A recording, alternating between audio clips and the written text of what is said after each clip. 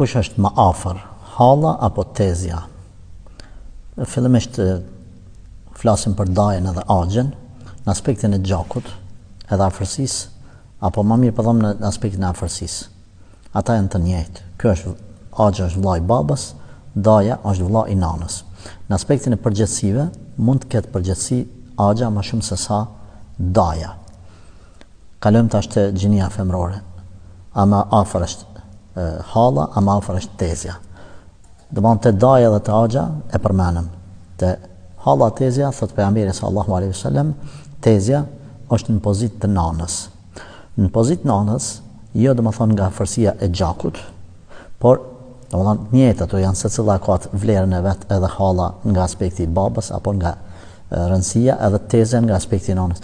Por nga ana shpirtërore, ajo që tezja ndjen dhimbje më shumë për fëmijën e motrës se sa halla për fëmijën e vllaut. Nga kjo mund të kuptohet kështu hadithi i pejgamberit sallallahu alajhi wasallam që tezja është në vendin e nanës. Prandaj ulemat bazuan këtë argument, kanë thënë se nëse duhet më shumë, si më thon, me i dhënë përparësi, jo mi bazullom hallës, po domethënë tezja ka një veçanti pak më ekstra bazuar në çet hadith. Por ka obligimet, përgjegjësinë më të madhe ka normal agja se sa daja.